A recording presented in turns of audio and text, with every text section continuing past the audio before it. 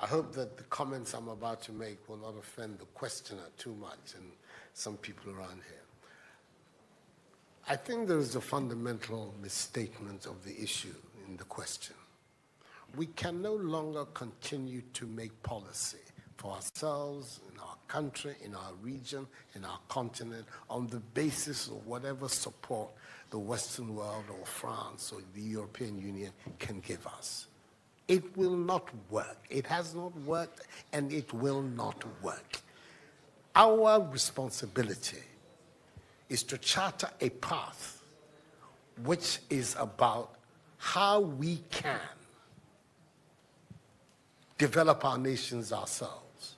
It is not right for a country like Ghana, 60 years after independence, to still have its health and education budgets being financed on the basis of the generosity and charity of European taxpayers. By now, we should be able to finance our basic needs ourselves. And if we are going to look at the next 60 years as a period of transition, a period whereby we can stand on our own feet, our perspective has not to be what the French taxpayer decides to do with whatever surpluses that they have in France. They're welcome. They're appreciated. Whatever interventions that the French taxpayer through their governments make to us are appreciated. We're not going to lick a gift horse in the mouth. But this continent, with all that has happened, is still today the repository of at least 30% of the most important minerals of the world. It is a continent of vast, arable and fertile lands. It has the youngest population of any of the continents in the world. So it has the energy and the dynamism. We have seen it. These young men who are showing so much resilience and ingenuity in crossing the Sahara, finding ways to go across with rickety boats across the Mediterranean to really, those energies, we want to have those energies working inside our countries. And we're going to have those energies working in our countries if we begin to build systems that tell the young people of our country that their hopes, their opportunity are right here with us.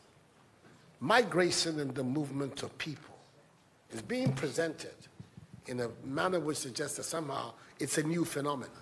There's nothing new about it. It's as old as man, the movement of people. And it has always been linked to the same thing.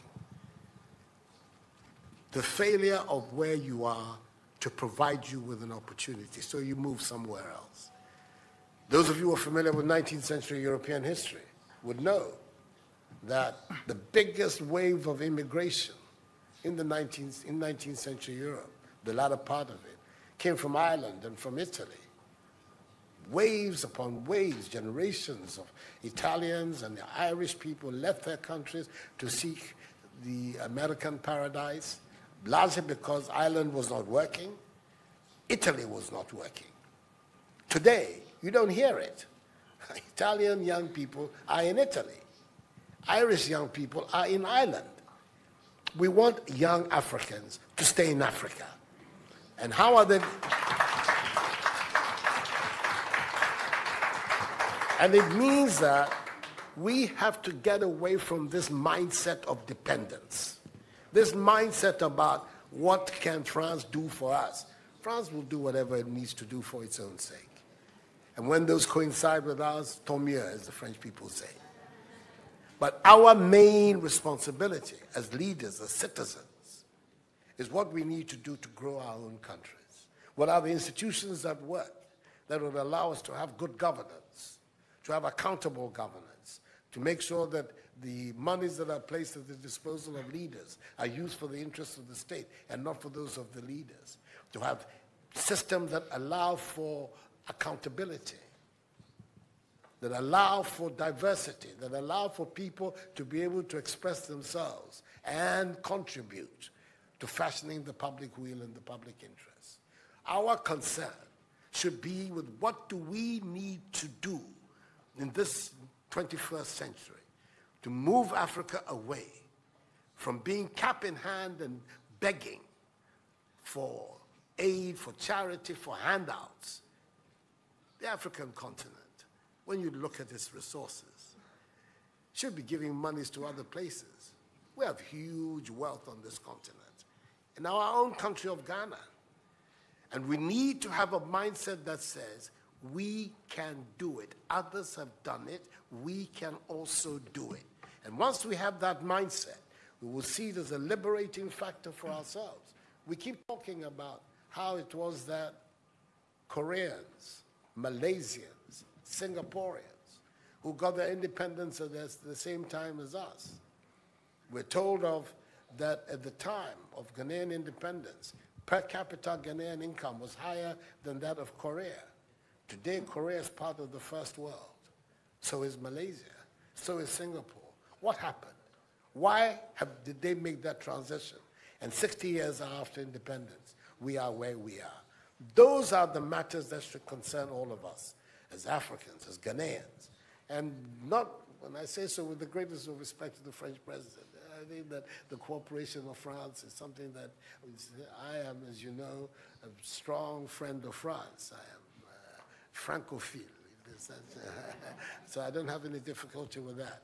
But I'm talking about our own propulsion, what we need to do to get our countries to work so that we can create the conditions that would allow our young people to forego this hazardous effort to get to Europe. They're not going there because they want to. They're going there because they don't believe they have any opportunities in our countries. So that should be our focus.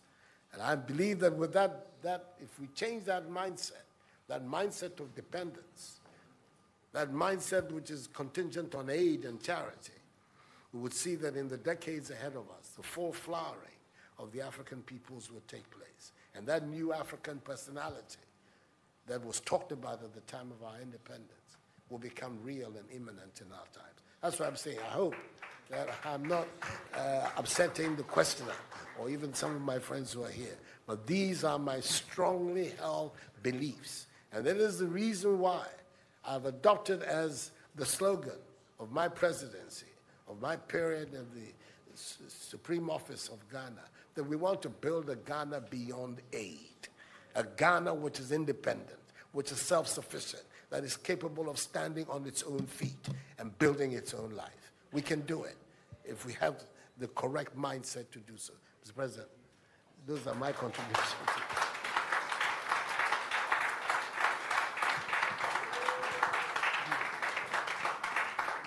Si vous aviez besoin d'avoir la preuve qu'une nouvelle génération de leaders en Afrique croit dans une nouvelle histoire pour l'avenir et la jeunesse, vous venez de l'avoir. Pour ceux qui pensaient que ce n'était que les mots d'un président français parlant de l'Afrique. Il y a des leaders en Afrique qui veulent une nouvelle relation, qui veulent un avenir pour leur jeunesse dans leur pays, dans leur continent, qui le veulent parce que c'est ce qu'ils veulent écrire. Donc merci pour cela.